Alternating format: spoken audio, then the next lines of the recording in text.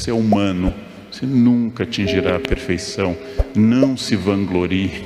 Talvez por isso a vida que vale a pena seja essa. Uma felicidade assim, um instante de vida que você gostaria que durasse um pouco mais. E lembrem-se, o erro é parte da espécie humana.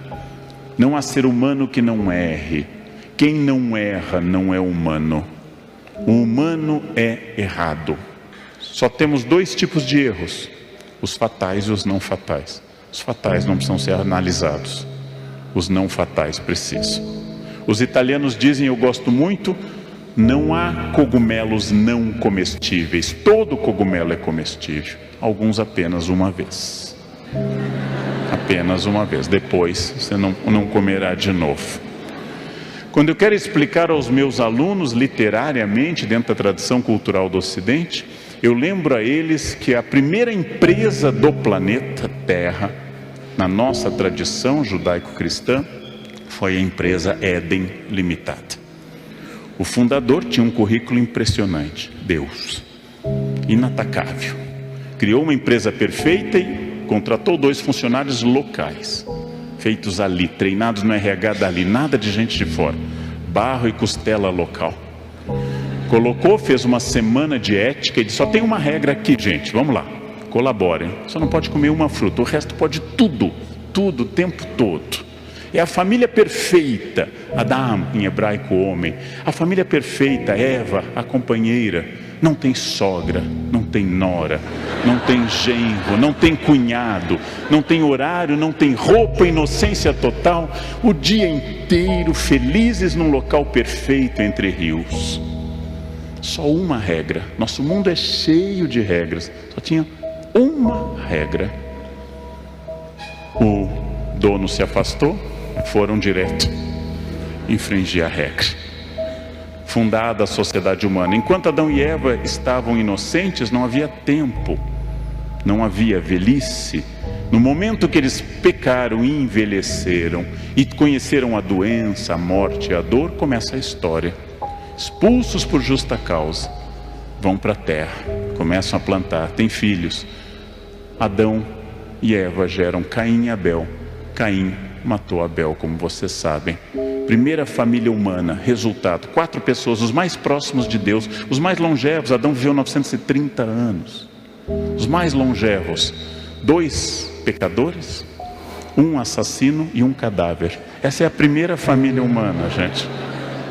Muito mais próxima de Deus do que a nossa. A nossa tem muito mais problemas do que essa.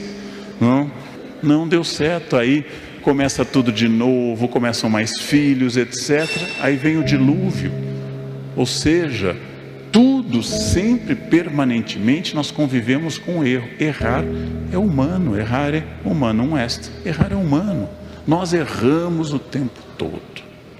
Nós erramos constantemente. E esse é um exercício para eu aprender que de cada erro deriva uma possibilidade de acerto. Façam o aprendizado. Façam esse aprendizado. Cada erro é uma indicação estratégica que você não é perfeito. Cada erro fere o meu orgulho, fere a minha vaidade, o primeiro pecado capital, fere aquilo que me torna soberbo. Cada erro mostra, você se acha muito, perceba que aquilo que você faz diariamente, desde que nasceu, desde que você tinha 11 a 14 meses, que é andar, você tropeça. Hoje, tenho 54 anos e tropeço. E eu treino isso diariamente há 53 anos. É uma lembrança permanente. Você é humano, você nunca atingirá a perfeição. Não se vanglorie, não fique soberbo. A felicidade dos gregos é essa: um instante de vida que vale por ele mesmo. É fácil dar exemplo do que a felicidade não é. Eu fui jantar na casa de um amigo domingo e o filho dele estava estudando matemática. E eu perguntei para o menino, pô, cara, estudando matemática domingo? E ele podia ter dito, tio, olha que tesão de equações. Quanto mais embaçada, melhor. Isso aqui é do caralho resolver. Eu sempre resolvo 50 antes de dormir. Mas não foi o que ele falou. Ele falou, eu tenho que tirar 7,5 amanhã na prova. Então eu tenho que fazer essa merda dessa lista, senão eu tô fudido.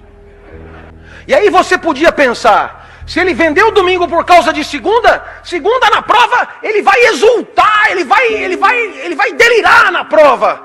E o menino falou, bem que meu pai falou que o senhor sempre foi meio doido. Eu só preciso tirar 7,5. E eu falei, 7,5 pra quê? Ele, pra passar de ano, ué. A única coisa que me importa, tio, é passar de ano. E quando o ano que vem chegar, o menino dirá a mesma coisa, passar de ano. Essa é a escola da tristeza, em que você fica ali esperando o ano que vem chegar, esperando o ano acabar, esperando a vida acabar. A escola da tristeza é ótima, na verdade, porque ela prepara o profissional. Ela prepara o profissional para viver o trabalho da tristeza. Aquele que você espera 30 dias por causa do 5º dia útil. Aquele que você vende a vida por causa do salário. A escola da tristeza é a melhor preparação para a vida triste. A felicidade é um instante de vida que vale por si só. A vida tinha valido a pena ser vivida naquele lugar. Um instante de vida que valeu a pena viver ali, dando aula. Lição para toda a vida. Um lugar que é o meu. César Cielo, 50 livre. Eu na sala de aula.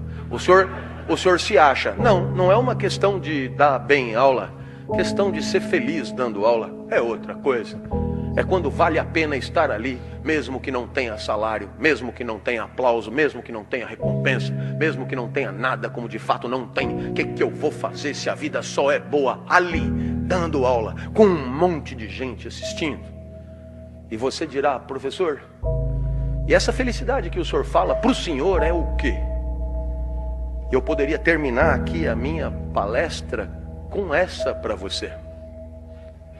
Existe uma coisa que é a alegria. Alegria é quando você ganha potência de agir.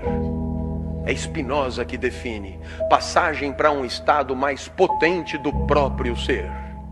Eu espero que você tenha entendido. Você vai pelo mundo, tem coisas que te alegram, tem coisas que te entristecem, e a tua potência vai numa senoide subindo e descendo. Impossível só se alegrar.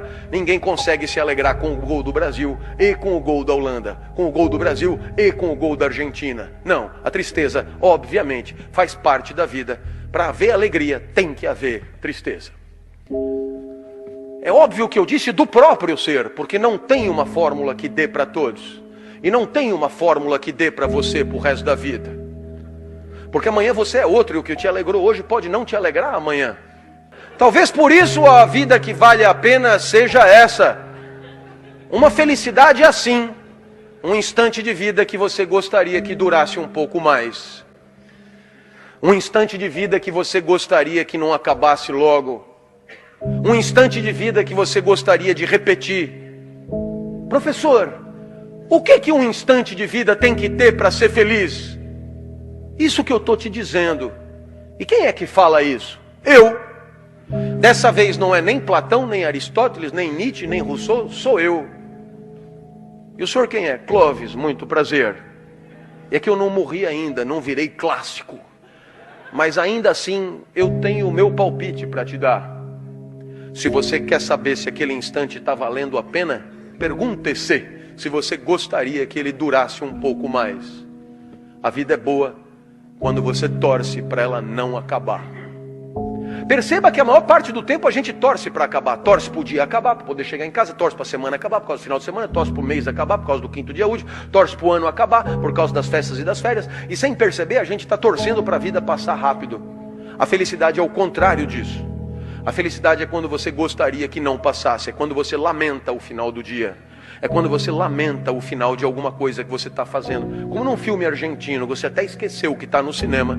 E só se lembra que está no cinema quando o filme acaba. E você lamenta muito de tão bom que era o filme. De tão feliz que você foi. Não era outra a pretensão para esse nosso encontro. Que pelo menos por um segundo eu tenha te surpreendido. Que pelo menos por um segundo, 10 minutos tenham passado e você não tenha se dado conta. Que pelo menos quando você não tenha percebido que está tendo uma aula de filosofia há exatamente 1 hora. Que pelo menos por um segundo você tenha pensado em repetir isso. Torcido para durar um pouco mais. Me mostrado para alguém que você ama na internet. ser meu aluno ou pelo menos me dar um abraço no final da palestra. E se alguma dessas coisas aconteceu, é porque você foi feliz por um segundo.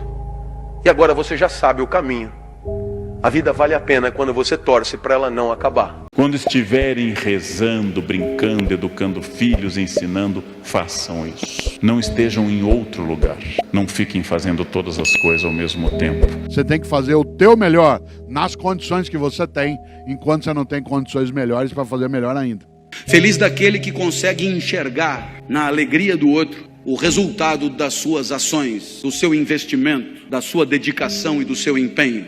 Única coisa que não pode ser reposta, a única coisa que não volta, a única coisa que nos aprisiona permanentemente é o tempo. Tão poderoso que ele atinge seres inanimados ou irracionais, melhor dizendo, como essa samambaia, ou as cadeiras nas quais os senhores e as senhoras se assentam. O tempo é brutal, paz, permanentemente. Tempo perdido é tempo perdido. O controle do tempo é fundamental. E um dos grandes assassinos do tempo está nas nossas mãos. É isso aqui. Quem vive acessando redes sociais e comunicando a beleza da sua existência. Acordei, kkkk. Está sol aqui. Estou no quilo, kkkk. Essa onipotência do símbolo do potássio, kkkk, o tempo todo, gente. Não é necessário comunicar ao mundo que o sol nasceu, porque ele nasce no mundo inteiro, todos os dias. Ele vai se pôr também no mundo inteiro. Não é necessário comunicar ao mundo tudo. Não é necessário, acima de tudo, lança uma campanha nacional de importância extraordinária. E eu sei que vocês vão gostar da campanha que eu falo no Brasil inteiro, pelo fim do bom dia em grupo de WhatsApp. Pelo fim desse bom dia. Não respondam essas pessoas que dizem bom dia no grupo. E se insistirem, bloqueiem essas pessoas. Elas são enviados de Satanás para acabar com o tempo de vocês, gente. Não cedam a isso. Não cedam a isso. Insistam no aproveitamento. O que é aproveitar o tempo? É trabalhar sem cessar? Não, isso é uma pessoa também obcecada. Aproveitar o tempo é quando estiverem lendo, leiam. Quando estiverem relaxando, relaxem. Quando estiverem comendo, comam. Quando estiverem rezando, brincando, educando filhos, ensinando, façam isso. Não estejam em outro lugar. Quando dormirem, durmam. Não fiquem fazendo todas as coisas ao mesmo tempo. É isso, foco. Foco para controlar o tempo. Capacidade de resistir a um mundo líquido, segundo a expressão do sociólogo polonês e inglês Zygmunt Bauman, um mundo em que tudo está fora de foco. Um mundo em que tudo está sendo feito ao mesmo tempo, permanentemente. Um mundo que as pessoas arriscam a vida no trânsito para digitarem ao celular. Isso é uma patologia inacreditável, em que alguém se arrisca a morrer, matar ou ficar tetraplégico para responder, estou aqui, kkkk. Imaginem uma coisa dessas, né? Restaurem a racionalidade. Faço eu aqui uma pergunta para você pensar durante a semana. Não é para você responder, só para você pensar. Na tua atividade, dentro da empresa, você está fazendo o melhor ou o possível? Não responda. Pense. Não estou falando o melhor do mundo, estou falando o teu melhor. Não é o melhor do mundo, é o teu melhor. Está fazendo o melhor ou o possível? Qual é o grande risco? Quando a gente se conforma com o possível, em vez de eu fazer o meu melhor. Mas Cortella, tá difícil, não oferece as condições. Cautela, circula muito na internet uma fala minha que eu digo, você tem que fazer o teu melhor nas condições que você tem, enquanto você não tem condições melhores para fazer melhor ainda.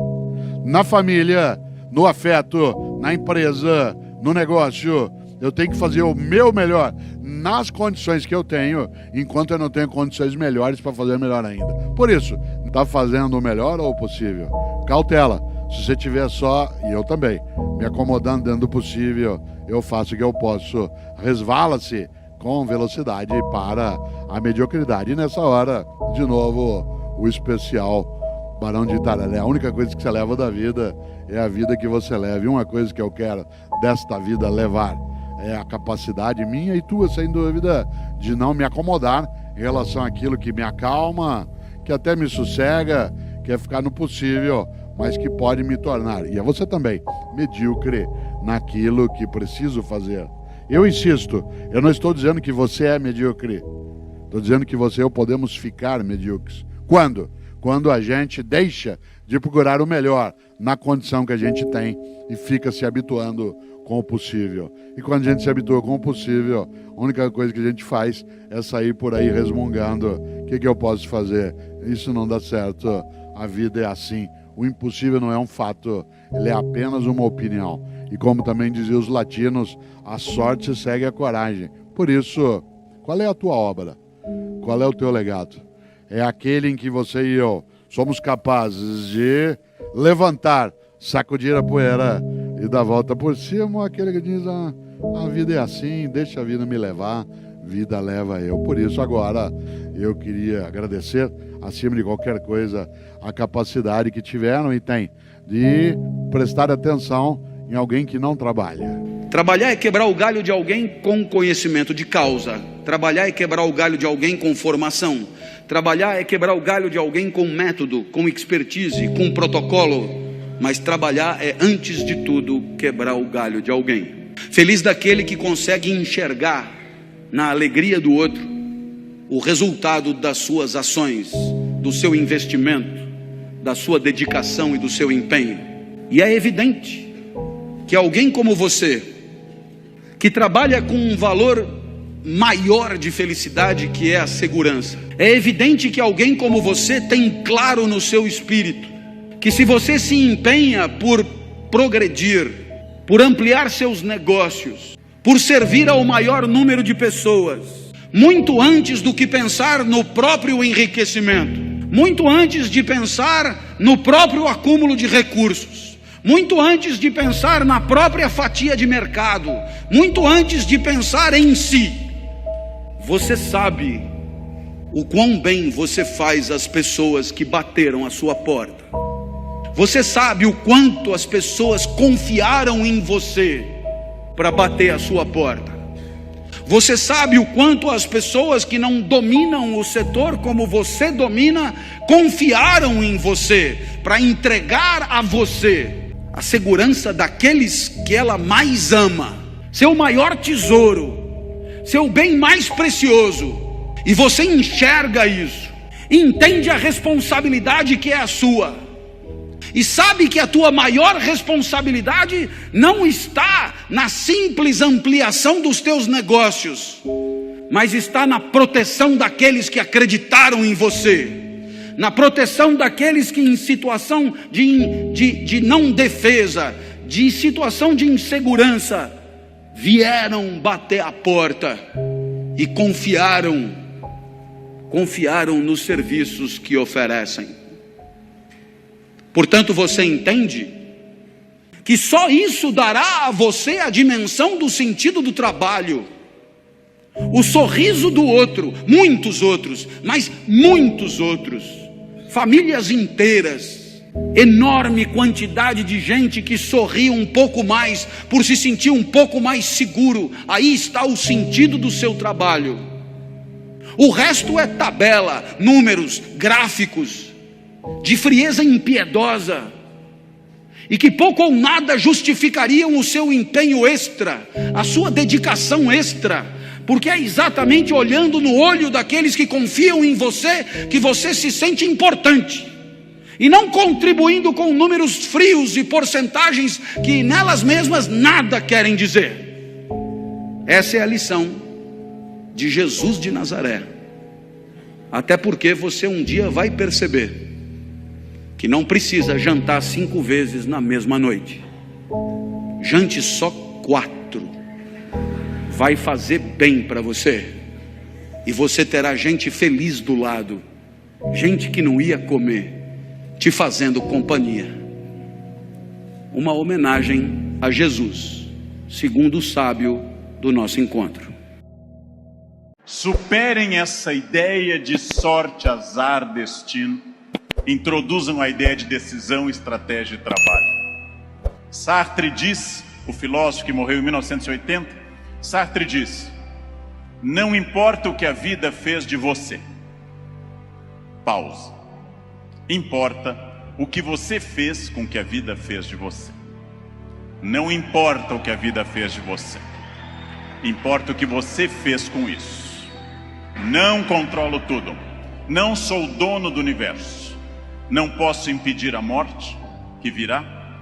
Mas entre o nascimento e a morte eu controlo muita coisa. Toda crença em destino, vocação, talento, é uma crença que tende a disfarçar o que de fato faz a diferença, e o que de fato faz a diferença é o esforço. Eu tenho uma sorte imensa quando as pessoas me dizem: Leandro, você tem sorte. Eu tenho uma sorte imensa, e essa sorte se repete diariamente, porque eu acordo às 4 da manhã. Essa é uma sorte diária. Basta eu começar a dormir o dia todo que a sorte se vai. Ninguém me controla, e eu acredito, como os filósofos gregos, que a vida pode ser mais racionalizada. Eu acredito que eu tenha condições de interferir na minha vida. Eu acredito que quando eu faço a pergunta o que estamos fazendo de nós mesmos, eu posso dar uma resposta objetiva e prática. O que eu estou fazendo de mim? É um momento para pensar. O que eu estou fazendo de mim? Essa é a vida que eu estou querendo levar? Com as pessoas que eu quero?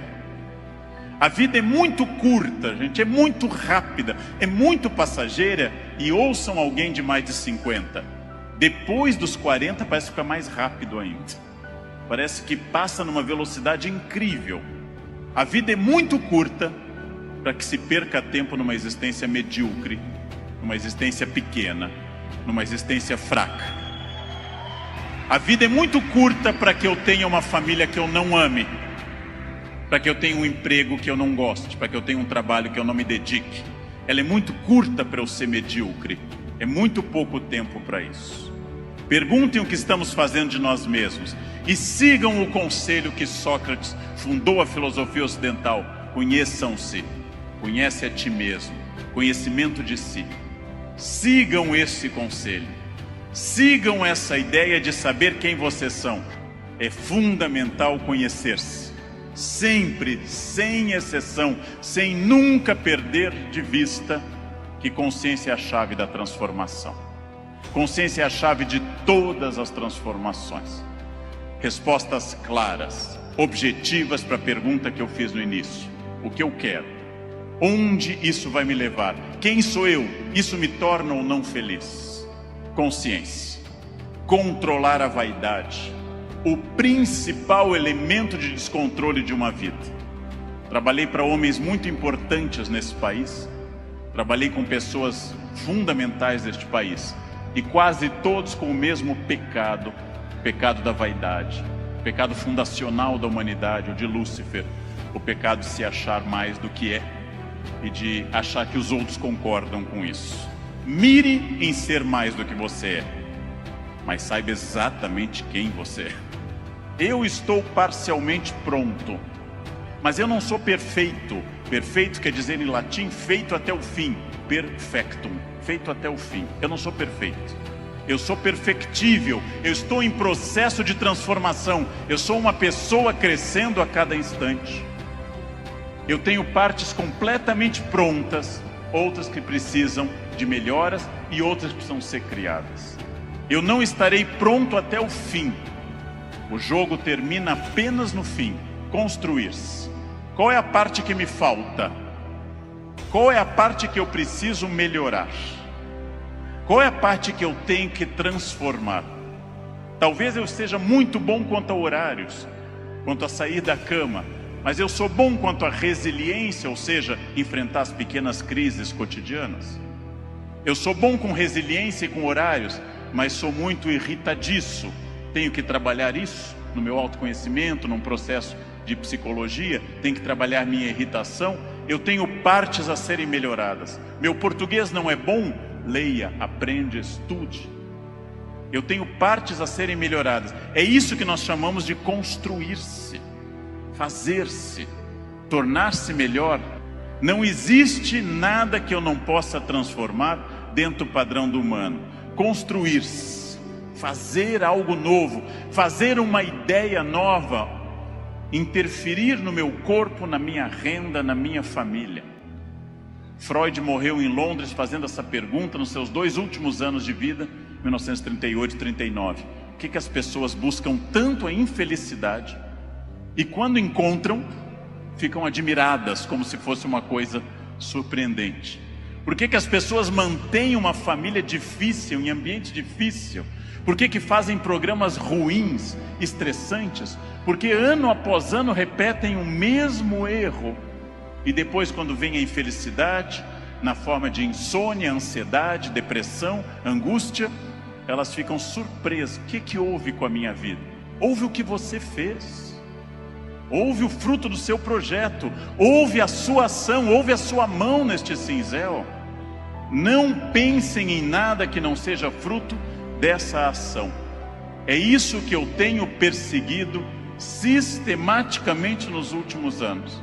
Aquilo que eu quero, as metas que eu desejo, o mundo que eu quero ver, seguindo o conselho do grande Mahatma Gandhi, líder da Índia: seja você o mundo que você deseja ver, ou seja, anuncie em você o mundo que você deseja ver. Como eu quero um mundo mais ecológico, eu vou reciclar lixo em casa. Como eu quero um mundo mais humano e mais educado, eu serei mais humano. Como eu quero um trânsito mais cidadão, eu serei um melhor motorista. Como eu quero combater a violência entre as pessoas, eu serei menos violento. Eu sou a transformação que eu quero ver no mundo. Parem de se espelhar no mundo, construam essas coisas, digam a si mesmos onde querem estar, com quem, com qual corpo, com qual renda, em qual casa, e persigam esse objetivo. Esqueçam o que passou, esqueçam o passado, esqueçam tudo que veio até aqui. Reinvente-se, reconstrua, faça dessa vida um espaço completamente diferente. Fácil, sua vida vai continuar sendo muito feliz. Não se acostume ao fracasso, acostume-se à felicidade. Desafiem-se, sejam melhores. A vida só vale a pena se ela for intensamente vivida, intensamente aproveitada dentro desses objetivos. Por que eu sei isso?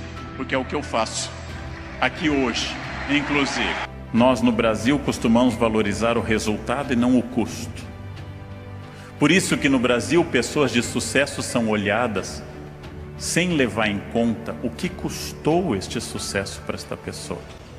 Alguém olha para a casa boa de alguém e não pensa os anos de poupança, de trabalho, de investimento para você chegar ali. Eu aprendi e tenho dito isso repetidamente porque hoje é uma crença total minha. Eu aprendi que jeito ou sorte é o nome que todo vagabundo dá ao esforço dos outros. Todo vagabundo diz que alguém que venceu tem sorte, tem jeito. Nossa, você tem uma sorte, o dinheiro lhe sorri. O dinheiro nunca sorri para ninguém. O dinheiro para ser obtido é um sacrifício muito grande, às vezes mais, às vezes menos. É uma coisa que me irrita há anos e eu tenho insistido, quando as pessoas me dizem: nossa, você tem muito talento com línguas. Eu não tenho talento algum. O pouco que eu fiz na minha vida é fruto de sábado e domingo estudando verbos irregulares e passando férias de janeiro e fevereiro fazendo estágios no exterior para ver se aprendia alguma coisa. E aí quem não faz isso diz: nossa, mas como você tem jeito? Não tenho jeito nenhum. Todas as vezes que alguém olha para alguém e diz: nossa, mas como você consegue isso? Por detrás disso está o pé esquerdo, o sacrifício, as horas de trabalho, as muitas horas de trabalho que cada coisa demanda na vida. Ah, mas nasceu rico. Vocês sabem melhor do que eu, estando no mundo da economia ativa, que a garantia de dinheiro em família não dura uma geração se a pessoa for estúpida. Não dura uma geração, porque tem gente mais esperta com menos dinheiro. E o dinheiro não leva desaforo para casa. O esforço e o trabalho têm que ser retomados como valores. Para isso eu preciso dizer às pessoas que têm menos que elas têm que se esforçar, e aos que têm mais que também têm que se esforçar muito para manter o que têm, ou se quiserem aumentar. E quando eu digo ter o que tem, não é só material, é também pessoal, habilidades e assim por diante. Ninguém merece nada na vida, todos devem obter tudo. Ninguém merece nada. Ninguém vem ao mundo com uma cláusula de habilidade. Eu tenho que restaurar uma coisa importante, que é um projeto de trabalho associado à ética no país. E tenho que dizer a todas as pessoas, especialmente filhos, funcionários e alunos, que é preciso associar a vida a trabalho e ética por muitos e muitos anos. Que o ponto no qual cada um de nós possa ter chegado é um ponto de um esforço extraordinário. Esforço do qual eu me orgulho muito, mas que provavelmente só eu sei o que custou estar aqui em cima falando para vocês. E provavelmente cada um de vocês sabe o que custou estar neste congresso hoje.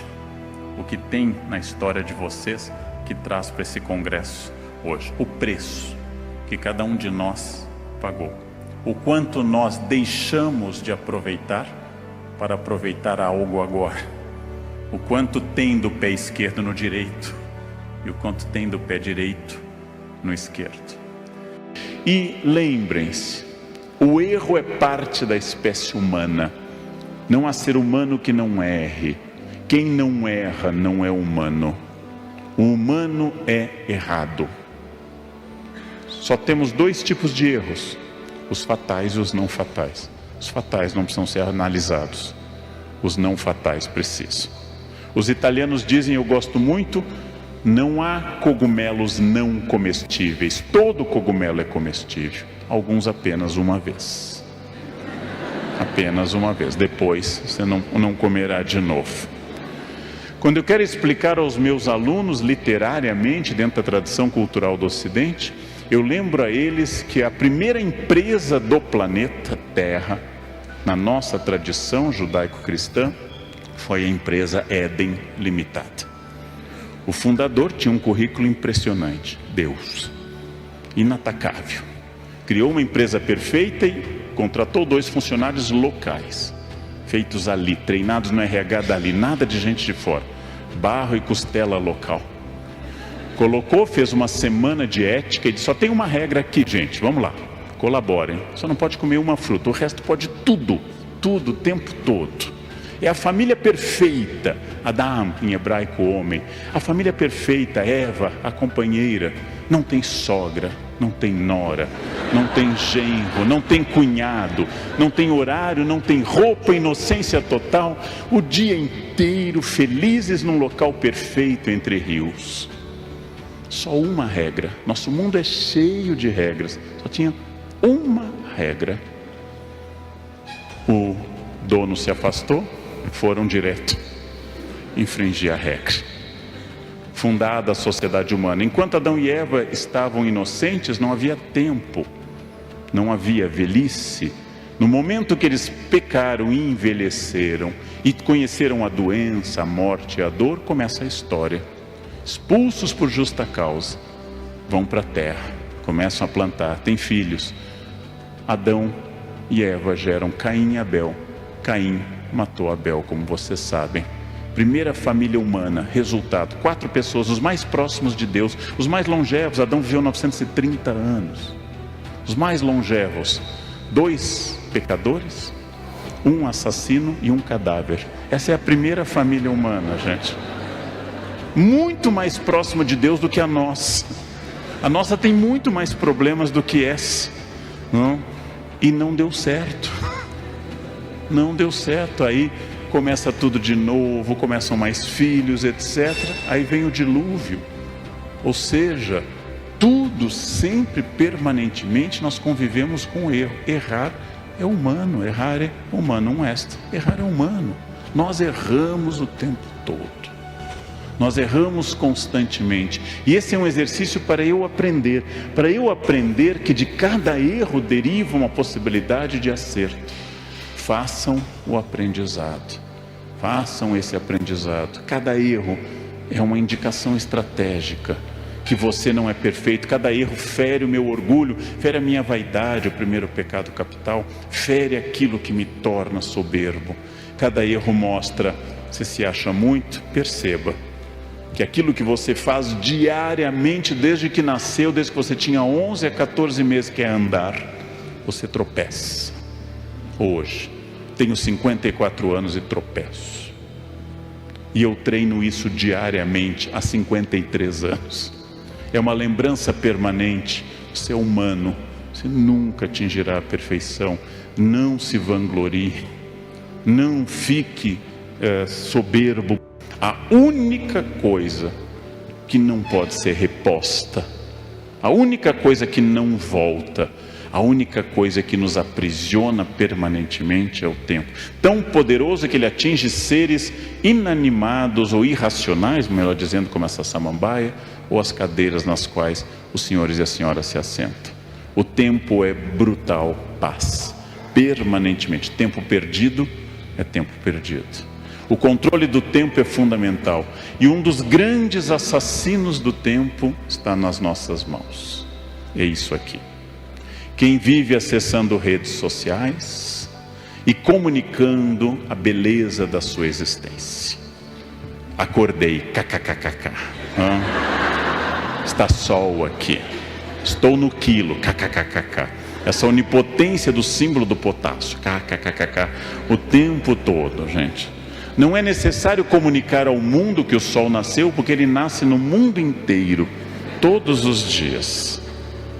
Ele vai se pôr também no mundo inteiro. Não é necessário comunicar ao mundo tudo. Não é necessário, acima de tudo, lançar uma campanha nacional de importância extraordinária. E eu sei que vocês vão gostar da campanha que eu falo no Brasil inteiro, pelo fim do bom dia em grupo de WhatsApp. Pelo fim desse bom dia. Não respondam essas pessoas que dizem bom dia no grupo. E se insistirem, bloqueiem essas pessoas. Elas são enviados de Satanás para acabar com o tempo de vocês, gente. Não cedam a isso. Não cedam a isso. Insistam no aproveitamento. O que é aproveitar o tempo? É trabalhar sem cessar? Não, isso é uma pessoa também obcecada. Aproveitar o tempo é quando estiverem lendo, leiam. Quando estiverem relaxando, relaxem. Quando estiverem comendo, comam. Quando estiverem rezando, brincando, educando filhos, ensinando, façam isso. Não estejam em outro lugar. Quando dormirem, durmam. Não fiquem fazendo todas as coisas ao mesmo tempo. É isso, foco. Foco para controlar o tempo, capacidade de resistir a um mundo líquido, segundo a expressão do sociólogo polonês e inglês Zygmunt Bauman, um mundo em que tudo está fora de foco, um mundo em que tudo está sendo feito ao mesmo tempo, permanentemente, um mundo que as pessoas arriscam a vida no trânsito para digitarem ao celular. Isso é uma patologia inacreditável, em que alguém se arrisca a morrer, matar ou ficar tetraplégico para responder, estou aqui, kkkk. Imaginem uma coisa dessas, né? Restaurem a racionalidade, trabalhem a sua possibilidade, sejam sócios da sua existência. Isso se chama autonomia, isso se chama protagonismo, isso determina a estratégia. Pergunta básica: onde vocês querem estar o ano que vem e onde vocês querem estar em novembro de 2027, daqui a 10 anos. E daqui a 20 anos, que é até onde eu posso, no meu caso, imaginar. Daqui a 20 anos. Onde eu quero estar? Com quem? Se vocês tiverem clareza do ponto final, terão clareza da estratégia. Se tiverem clareza da estratégia, correm o risco de chegar lá. Correm o risco. Não a certeza, mas a chance matemática de chegar lá. E nisso, o resultado de tudo isso é chamado de plenitude, para uns, para outros simplesmente uma palavra tradicional de raiz indo-ariana, felicidade. Felicidade é estar onde eu tenho que estar, fazer aquilo que eu preciso, colher os frutos disso, reconhecer-me como errado, levar adiante meus espinhos na carne, segundo Paulo, minha ferida narcísica, segundo Freud, e continuar trabalhando nisso. Vale muito a pena, porque isso torna a vida interessante e não uma folha levada ao vento, sem vontade, uma folha sem forma, uma vida guiada por um protagonista, compartilhando a vida com outros protagonistas. E é isso que a gente chama propriamente de felicidade. Humildade. Sócrates foi conhecido, e o é, por dizer um dia uma frase que parece tola, e ela é plena de sabedoria, quando Sócrates dizia: só sei que nada sei. Quando Sócrates dizia só sei que nada sei, ele não estava querendo dizer que ele nada sabia de verdade. Isso seria estranho em alguém que era considerado o mais sábio dos atenienses no século V a.C. Quando Sócrates dizia só sei que nada sei, ele não estava fingindo humildade. Ele estava querendo dizer: só sei que nada sei por inteiro, só sei que nada sei por completo, só sei que nada sei que só eu saiba, só sei que nada sei que a outra pessoa não saiba, só sei que nada sei que um dia eu não possa vir a saber.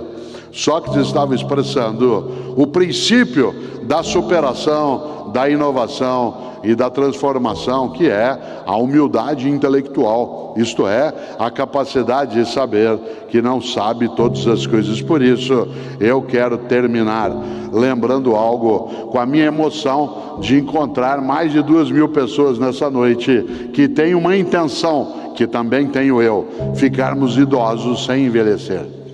Em qualquer idade, sendo capazes, claro, de acompanhar as mudanças, mas sem ser capturada ou capturado por um mudancismo que coloca você e a mim numa rota de mudança o tempo todo só por ela. Há 3 caminhos para o fracasso. 3 caminhos para o fracasso. Primeiro, não ensinar o que se sabe. Segundo, não praticar o que se ensina. E terceiro, não perguntar o que se ignora. Digo de novo, há 3 caminhos para o fracasso: não ensinar o que se sabe, não praticar o que se ensina e não perguntar o que se ignora. Vamos inverter nesse teu minuto final. Há 3 caminhos para o sucesso: é ensinar o que se sabe, isto é, generosidade mental. Segundo, praticar o que se ensina, ou seja, coerência ética. Terceiro, perguntar o que se ignora, isto é, humildade intelectual. Essas são 3 trilhas virtuosas para o sucesso. Exigem coragem para que a sorte possa ser aproveitada. São essas 3 que marcam nossa possibilidade de não envelhecermos a cabeça, a prática, a percepção. Ou seja, generosidade mental, coerência ética e humildade intelectual. Só sei que nada sei não significa que eu nada saiba, só significa que eu nada sei por inteiro e por completo. E só quem sabe que ainda não está pronto é capaz de ter uma insatisfação positiva e melhorar aquilo que é e deseja. Por isso, numa noite como hoje, com esse teatro repleto, eu fico absolutamente animado de encontrar tanta gente que comigo sabe que só sabemos que não sabemos. Síndrome do possível, que é um perigo. Quer ver um exemplo? Você leva teu carro no mecânico hoje à noite aqui em Campinas, diz: olha, meu carro está com um barulho estranho. Ele diz: vou fazer o possível. Você vai ao médico e diz assim: doutor, eu estou com uma dor no pâncreas. Vou fazer o possível. Você chega para um funcionário: olha, eu precisava disso. Vou fazer o possível. Você desanima. Imagine que você está aqui agora, você sabe que ainda faltam 21 minutos para você se libertar de mim. Você começa a se irritar, você tem coisa séria para fazer.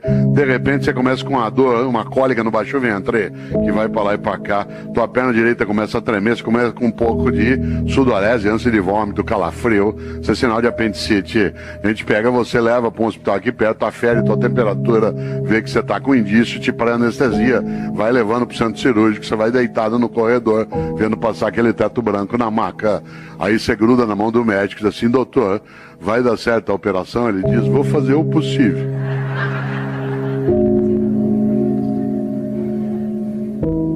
Você quer ficar ali mesmo.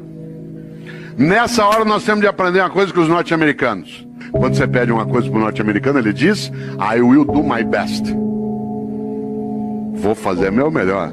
Atenção, não é uma questão de idioma, é uma questão de atitude. É absolutamente diverso fazer o possível e fazer o melhor. Por isso, pergunto aqui para você agora, mas não quero que você responda, só que você reflita.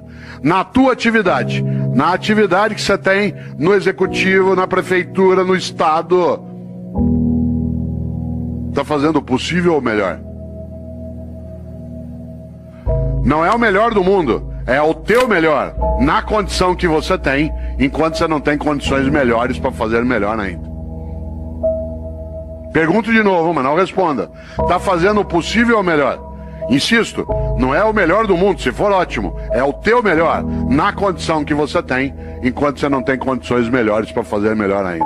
Porque se você ou eu, podendo fazer o meu melhor, me contento com o possível, eu caio num lugar perigoso chamado mediocridade. Uma pessoa medíocre é aquela que é morna, que está na média, que não é quente nem fria. Lembra quando você chegava da escola que tinha boletim escrito, o pai olhava 6 em português, 5,5 em matemática, 4 em história. Pai, deu para passar. Medíocre. Deixa, eu toco minha vida, isso é mediocridade.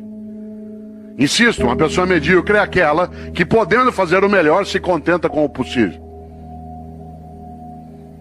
Exemplo, mediocridade é falta de capricho. Capricho, sabe o que é capricho? Capricho é você fazer o teu melhor na condição que você tem, enquanto você não tem condições melhores para fazer melhor ainda. Exemplo, minha mãe e eu moramos na mesma rua em São Paulo, por coincidência, e às vezes eu passo na casa dela no fim da tarde.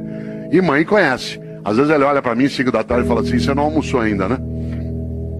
E eu falei: não, eu comi um negocinho na universidade. Ela falou: peraí, que eu vou fazer um negócio para você. E é aquela coisa meio mágica de algumas mães. Em 5 minutos aparece uma coisa para eu comer.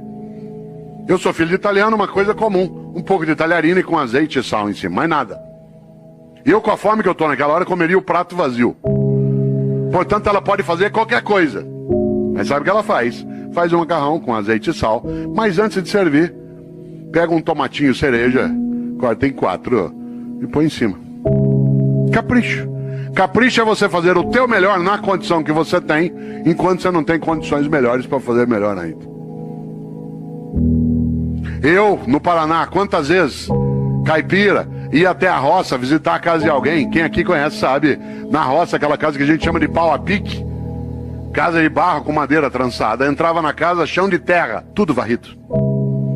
Tudo varrido, capricho. Ah, mas o chão já é de terra, capricho. Fazer o melhor na condição que tem, enquanto não tem condições melhores para fazer melhor ainda, para não ser medíocre. Pedia eu para tomar um gole d'água na roça, a mulher corria pegar uma canequinha, daquela de alumínio, toda amassada, areada, passava areia em volta. Ah, mas já é pobre mesmo? Epa, pobre mas é limpinho. E tem gente que não é pobre, limpinho não é. E tem gente que é pobre e não é limpinho. Medíocre. Pobre na roça tem roupa de ver Deus. Vai à igreja. Pode, roupa não é nova, às vezes tem remendo, mas tá limpinha. E põe no sol para coarar. Quantas vezes eu, como secretário de educação na capital, ia visitar uma escola municipal, teto caindo, água escorrendo, culpa nossa do poder público, mas a escola toda arrumada, limpinha, as carteiras em ordem, velhinhas, mas em ordem, florzinha, sala dos professores. Capricho. Capricho é você fazer o teu melhor na condição que você tem, enquanto você não tem condições melhores para fazer melhor ainda. Tem gente que é medíocre, e aí a obra fica medíocre. Ah, mas do jeito que me pago, ah, mas do jeito que é, ah, mas eu não tenho condição. Todos os dias nesta cidade, às 3:30 da manhã, algumas pessoas acordam, pegam 2, 3 ônibus ou a moto e vão trabalhar no resgate do corpo de bombeiro ou do SAMU. Passa o dia tirando gente do meio de ferragem, para ganhar no fim do mês 3.200, 3.400. Já imaginou? O que ele faz ali? O melhor. Se você perguntar para ele por que ele faz, ele falou, porque é importante fazer. Fazer o melhor naquela condição. Ah, mas eu não tenho desfibrilador na viatura, ou eu não tenho material de sutura. Fazer o melhor na condição que tem, enquanto não tem condições melhores para fazer melhor ainda. Eu conheço professor e professora, que é a minha área de rede pública do estado da prefeitura, que tem uma carência imensa de material e faz um trabalho magnífico, porque faz o melhor naquela condição, enquanto não tem condições melhores para fazer melhor ainda. Há pessoas que, em nome da condição, degradam a ação, em vez de ter um trabalho que é concomitante. Luta para melhorar as condições e vai fazendo melhor com aquelas que tem. Ah, mas aqui é assim, eu faço o que eu posso.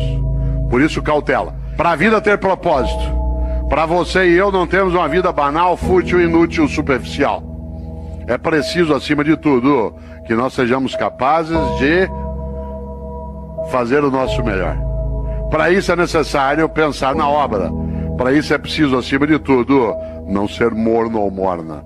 Afinal, como eu disse várias vezes e repito, a vida é muito curta para ser pequena. E a gente é pequena quando tem uma vida banal, fútil, inútil, medíocre. A vida é muito curta para ser pequena. Já basta que ela curta seja para que eu consiga apequená-la de algum modo. E quando é que você e eu apequenamos a vida? Como eu disse, quando ela é uma vida superficial, banal, fútil, inútil. Qual é a tua obra?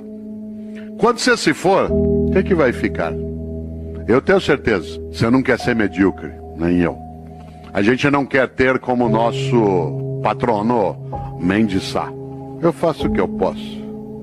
A gente não quer envelhecer a cabeça, a prática, a percepção, a própria vida. O que a gente quer?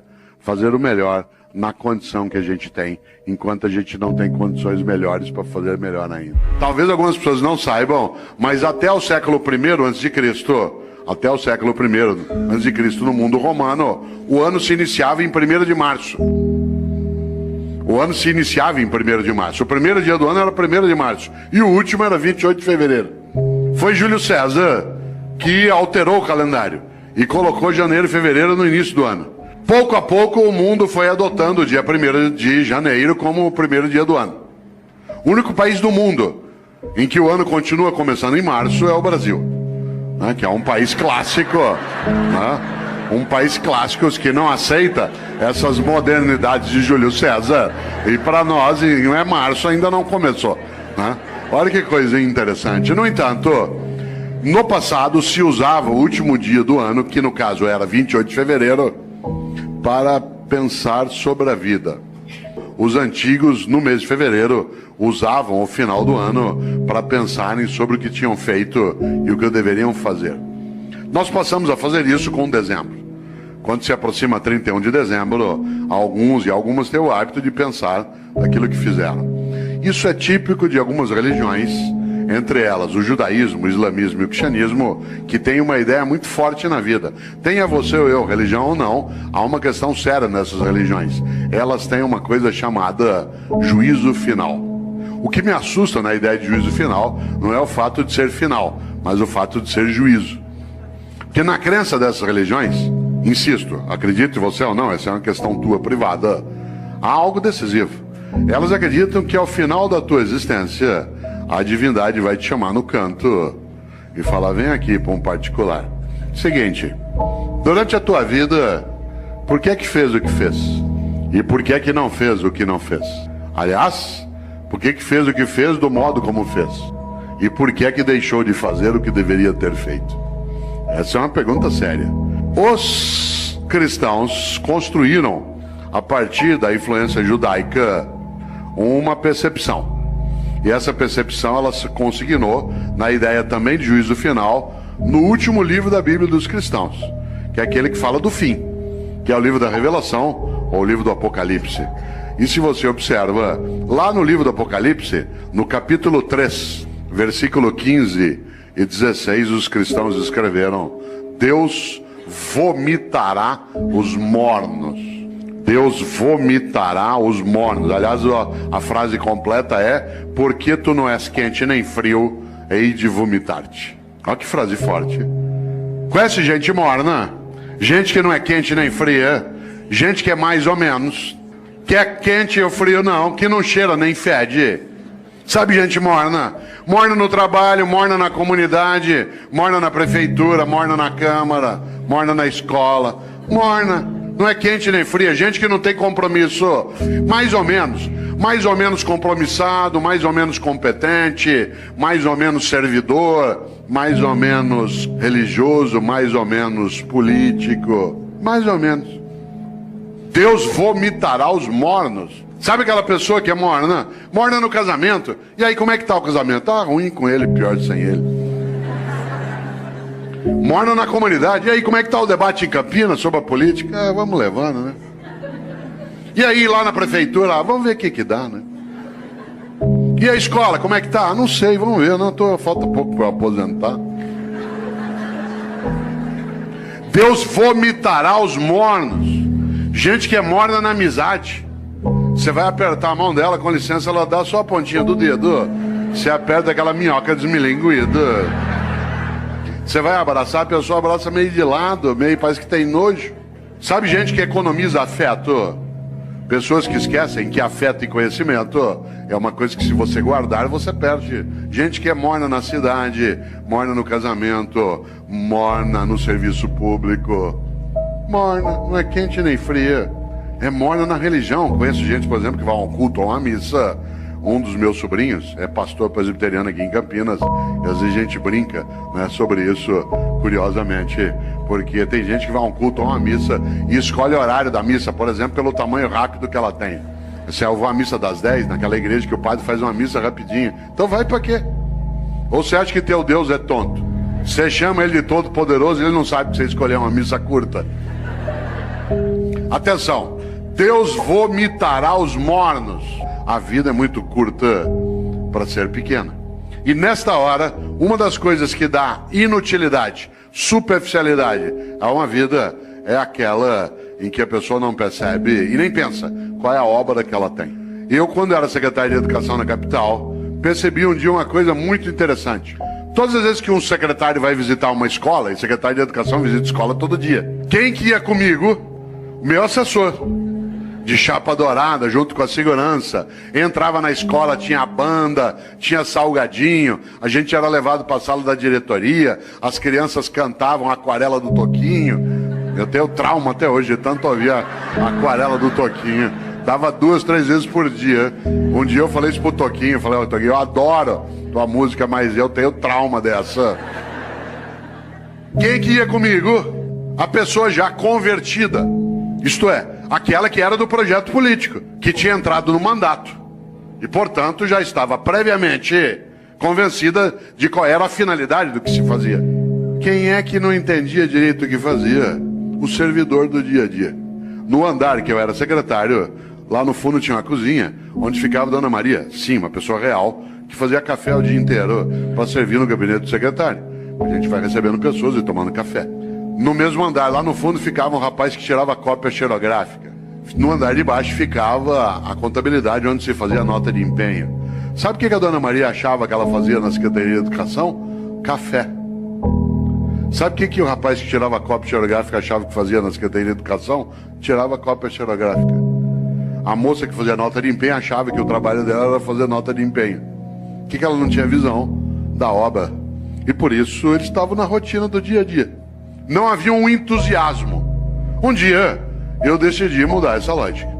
E decidi que em vez de ir comigo visitar a escola, com banda, com merenda, com criança, com tudo, em vez de ir quem já estava convertido, era melhor levar pessoas do dia a dia da secretaria. A primeira que foi comigo foi Dona Maria, com uma novidade. Primeiro, andar no carro do secretário. Segundo, no banco de trás. Terceiro, joelho com joelho. E ao chegar na escola comigo, chegar lá na escola, em vez dela ir fazer o café e servir, ela ia ser servida. E ela entrava e via a banda, e via as crianças, e via a reforma da escola. Vocês não fazem ideia. Quando Dona Maria voltou, A partir dali era outra Dona Maria. De repente ela entendeu uma coisa, que o que ela fazia na Secretaria de Educação não era café, era educação. E aquilo que ela fazia, que o jeito dela de fazer educação era fazer café, virava escola, criança, cidadão atendido. No dia seguinte ela viu o rapaz do Xerox que passava o dia inteiro naquela máquina fazendo aquele gesto. Ele ficou boquiaberto, porque ele não fazia ideia que o que ele fazia não era tirar cópia, o que ele fazia era educação escolar. E o jeito dele fazer educação escolar era nos ajudar, tirando cópias. Vocês precisam ver a moça, né, que fazia nota de empenho. Ela imaginava que a tarefa dela era passar o dia ali fazendo nota de empenho. Quando ela viu que as notas de empenho viravam reforma, criança, comunidade, criança brincando, estudando, ela ficou boquiaberta. O que ela não tinha entendido? O propósito. O propósito, isto é, qual era a obra dela? A obra não era fazer nota de empenho, era construir educação escolar numa comunidade, usar os recursos de maneira adequada para elevar a vida. A partir dali, tanto faz quem era o governo. Por isso, vida com propósito, algo que é muito perigoso, que é gente morna. Porque essa gente morna, ela, de maneira geral, ela acha que o que ela faz é só aquilo como um emprego. Isso é comum. Isso é comum, inclusive, a pessoas que no dia a dia, você sabe, eles argumentam que ele vai ser mais ou menos, também pelo salário que me pagam. Você já imaginou esse princípio aplicado ao corpo de bombeiros? Tua casa está pegando fogo, já apagaram a sala, a cozinha. De repente você olha, o bombeiro está enrolando as mangueiras, guardando. Fala, onde você vai? Ué, 5 horas, é o meu horário. Então, mas tá pegando fogo lá. Não, mas ó, é o meu horário, me paga até essa hora. Já imaginou um cirurgião no hospital fazendo uma sutura de apêndice? Tem que dar 20 pontos na sutura ali no teu ponto de Mark Barnes para poder fechar direitinho, porque não tem equipamento para fazer laparoscopia. O que ele faz? No 8º ponto fala, vou parar aqui mesmo pelo que me pagam. 8 pontos tá bom já. Você já imaginou? Você sabe que há pessoas que se conduzem desse modo no cotidiano. Obviamente que eu não estou falando de trabalhar sem remuneração, estou falando de outra coisa. Da capacidade de entender o quanto que a vida é muito curta para ser pequena. E algumas pessoas se apequenam no modo como se relacionam na atividade que desenvolvem. Por isso, volto eu aqui a uma questão. Qual é a tua obra? Quando você se for e você se vai, o que vai ficar?